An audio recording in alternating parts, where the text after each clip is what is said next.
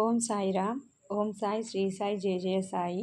శ్రీ సచిదానంద సమర్థ సద్గురు సాయినాథ్ మహారాజ్కి జై. సాయిరామ్. సాయిరామ్ అండి.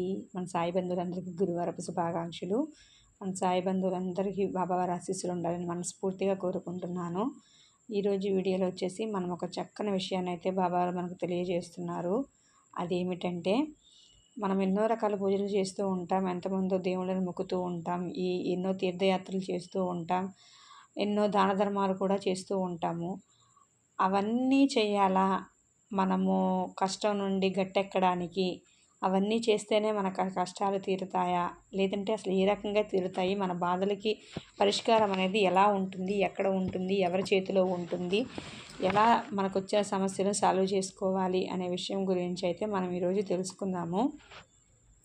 అది ఒక చక్కని కథ ద్వారా తెలుసుకుందాము. కథ ఏంటంటే, ఒక పడవలో ఒక టీచర్, ఒక నావికుడు, అంటే టీచర్తో పాటు పడవ నడిపేవాడు ప్రయాణం చేస్తూ ఉంటాడనమాట. అంటే ఒక ఉపాధ్యాయుడు పడవ నడిపేవాడు సముద్రంలో వెళ్తూ ఉంటారనమాట. అయితే ఆ టీచర్ ఎన్నో రకాల పుస్తకాలు చదువుతాడు.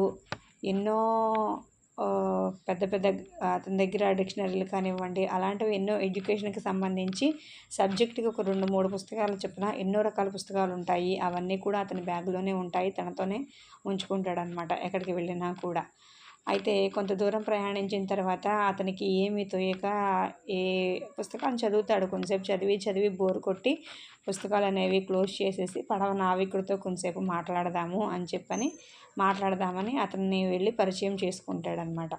పరిచయం చేసుకున్న తర్వాత అతను ఇలా అడుగుతాడు, మీకు ఈ విషయం తెలుసా, ఆ విషయం తెలుసా, ఈ పుస్తకం తెలుసా, ఆ పుస్తకం తెలుసా, ఇందులో ఏముంటుందో తెలుసా, ఇది చదువుకుంటే ఏమవుతుందో తెలుసా, మీకు పిల్లలు ఉన్నారా, వాళ్ళు చదువుకుంటున్నారా, వాళ్ళకి ఎంత మార్క్స్ వస్తాయి, ఎక్కడ ఉంటారు, ఏం చదువుతున్నారు, ఇంకెంతసేపు చదువు గురించి, పుస్తకాల గురించి, పుస్తకాల్లో ఉన్న మాటల గురించి, వాటి గురించి చెప్తూ ఉంటాడు అనమాట.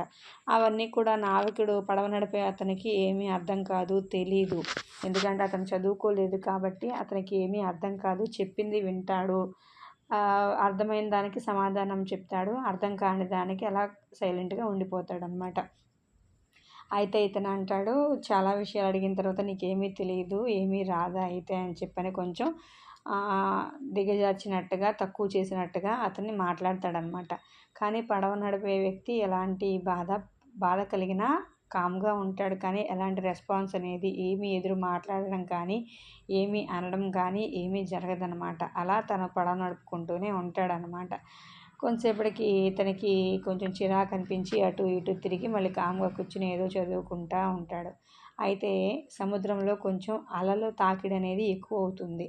లోపల కొంచెం ఫోర్స్గా పెద్ద పెద్ద అలలు రావడంతో పడవ మునిగిపోతుందేమోనని కొంచెం పడవ నడిపేవాడికి అర్థమవుతుంది. అర్థమయ్యి ఏం చేయాలో తెలీదు. ఇప్పుడు వెనక్కి వెళ్ళలేము, ముందుకు వెళ్ళలేము, అసలు ఏంటి పరిస్థితి అని ఆలోచించి అలా పడవ నడుపుతూ ఉండగా అలల ఉధృతి అనేది ఇంకొంచెం పెరిగిపోతుంది. అయితే అతను టీచర్తో, ఉపాధ్యాయునితో ఒకటే మాట అంటాడు, మీకు ఈత వచ్చా అని అడుగుతాడు. ఈత వచ్చా అంటే నాకు రాదు అంటాడు. అయితే ఇంకేం మాట్లాడాడు. కొంతసేపటికి ఆ పడవ అనేది మునిగిపోతుంది. ఉపాధ్యాయుడు నీళ్ళలో మునిగి చనిపోతాడు. ఈ పడవ నడిపేవాడు మాత్రం ఈదుకుంటూ వచ్చేస్తాడనమాట ఒడ్డుకి. ఏదో ఒక ఒడ్డుకి చేరుకుంటాడు. తర్వాత తన ప్రాంతానికి అనేది వెళ్ళిపోతాడనమాట. అయితే ఇక్కడ ముఖ్యంగా మనం గమనించవలసిన విషయం ఏంటంటే, ఎన్ని పుస్తకాలు చదివి ఎంత జ్ఞానం అనేది పెంచుకున్నా అది మనము ఉపయోగించే తీరుని బట్టి ఉంటుంది. మనకు ఉపయోగపడాల్సిన విధానం బట్టి దాని యొక్క ఉపయోగం అనేది ఉంటుంది. అంతేగాని నేను అది చదువుకున్నా, ఇది చదువుకున్నా అని గర్వంగా పోతే ఇప్పుడు ఆ చదువంతా ఏమైపోయింది? నీళ్ల పాలైపోయింది. కొట్టుకుని పోయి చదువుకున్న పుస్తకాలన్నీ తడిచిపోయినాయి. చివరికి అతని ప్రాణం కూడా పోయింది. ఈ పడవ నడిపేవాడికి ఒక అక్షరం ముక్కు కూడా రాదు. కానీ తాను నమ్ముకున్న ఒకటే, తనకి ఈత వచ్చు. ఆ ఈతే అతన్ని కాపాడింది. అందరికీ ఏదో ఒక టాలెంట్ అనేది కంపల్సరీగా ఉంటుంది. ఒకళ్ళకి ఒకటి ఉందని, ఒకరికి ఒకటి లేదని మనం ఎగతాళిగా మాట్లాడడం లాంటివి చేయకూడదు. ఏమో ఎవరికి ఎప్పుడు ఏది అవసరపడుతుందో, ఏది ఉపయోగపడుతుందో, ఎవరి ప్రాణాలు కాపాడుతుందో అతని చదువు అయితే అతన్ని ఇప్పుడు కాపాడలేకపోయింది. ఎంత చదువుకుని ఎంత జ్ఞానం ఉన్నా. ఇతనికి చదువు లేకపోయినా తనకు వచ్చిన ఒక్క జీవనోపాధి పడవ తోలుకుంటూ ఈత నేర్చుకోవడం ఒకటే వస్తుంది. అతనికి అది కాపాడిందనమాట.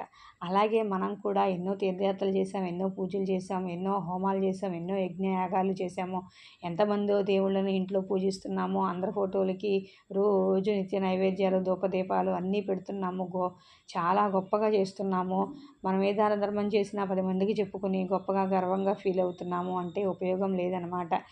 పూరింట్లో వాడు చిన్న నూనె అరువు తెచ్చుకుని దీపం పెట్టినా కూడా అక్కడ భగవంతుడు కొలువుంటాడు. కానీ ఇలాంటి పనులు చేసి గొప్పలు ఆర్భాటాలకు పోవడము, నలుగురు మెప్పు కోసం చేయడము లాంటివి చేయకూడదనమాట. మనకు వచ్చినదేదో మనకి ఉపయోగపడితే సరిపోతుంది. అంతేకాని దేశం మొత్తం ఉపయోగపడాలని మనం గర్వంగా గొప్పగా చెప్పుకోకూడదు. అసలు అలా గొప్పలు చెప్పుకోవడము, నలుగురి కోసం చేసుకునే వాటి పనుల్లో భగవంతుడు చూడడు, అవి మెచ్చడు అన్నమాట. తృప్తిగా ఒక పూజ చేసుకున్నా, ఒక నమస్కారం చేసుకున్నా భగవంతుడు ఇష్టపడతాడు. అందులో అతని మనసు ఎంత పరిశుద్ధంగా ఉందని చూస్తాడు. ఇతను ఎంత డబ్బు ఖర్చు పెట్టినా మనసు పవిత్రంగా ఉండదు. గొప్పల కోసం చేసుకుంటున్నాడు కానీ భగవంతుడి మీద భక్తితో కాదు, నిర్మలమైన మనస్సుతో కాదు. ఇతను ఏమీ చేయలేడు, నలుగురు ఏమనుకుంటారో, నేను ఇలా మట్టి దీపంలో దీపం పెడితే అని చాటుగా ఉంటారు కొంతమంది. నన్ను తక్కువగా చేసి చూస్తారేమో అని చెప్పని భయపడుతూ ఉంటారు. కానీ భగవంతునికి వాళ్ళు చేసే పూజ నచ్చుతుంది, వాళ్ళ మనసులోనే ఉంటాడు. వాళ్ళకి ఎలాంటి కల్మషం అనేది ఉండదన్నమాట. అలా భగవంతున్నే ధ్యానంతో పూజిస్తారు. ఉన్నంతలో మనం చేసుకుందామన్న ఉద్దేశంతో అంగులకి ఆర్భాటాలకి పోరన్నమాట.